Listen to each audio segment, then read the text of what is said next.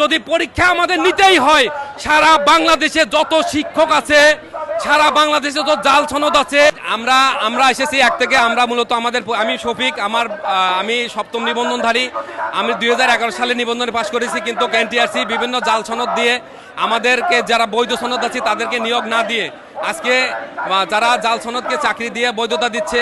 এবং আজকে আমরা এখানে শিক্ষামন্ত্রী মহোদয়ের কাছে জানতে পারলাম যে আমাদেরকে পরীক্ষা নিবে, জাল সনদকে বঞ্চিত না করে, জাল সনদকে তাদের আইনের আওতায় না নিয়ে এসে তাদের জাল সনদকে বৈধতা দিচ্ছে। এবং আমরা বৈধ সার্টিফিকেট অর্জন করার পরেও আজকে 12, 13, 15 বছর পর্যন্ত যারা বৈষম্যের শিকার, আমরা ক্ষতিপূরণ দাবি করতেছি। আমরা যে সময় যদি নিয়োগ পাইতাম, আজকে আমরা শিক্ষক, কেউ প্রধান শিক্ষক, কেউ প্রিন্সিপাল হয়ে যেতাম।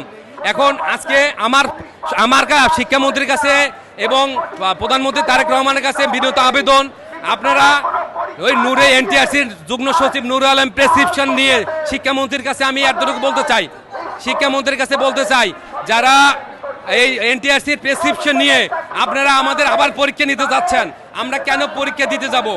আমরা তো বৈধ সার্টিফিকেট অর্জন করেছি। যারা জাল সার্টিফিকেট অর্জন করছে তাদেরকে আইনের আওতায় নিয়ে আসেন। আর যদি পরীক্ষা আমাদের নিতেই হয়, সারা বাংলাদেশে যত শিক্ষক আছে, সারা বাংলাদেশে যত জাল সনদ আছে, বৈধ সনদে যারা শিক্ষকতা করতেছে, সারা বাংলাদেশে প্রত্যেকটা শিক্ষককে স্ব অবস্থান থেকে পরীক্ষা দিতে হবে।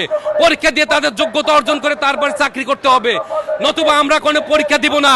আমরা এনটিআরসির বৈধ সার্টিফিকেট অর্জন করেছি।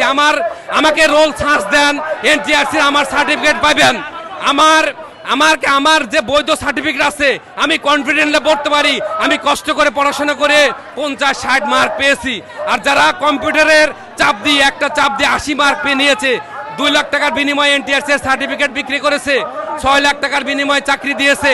এই এনটিআরসির আগে ধরেন তারা কেন জাল সনদ দিয়েছে, জাল সনদের আগে ব্যবস্থা করেন।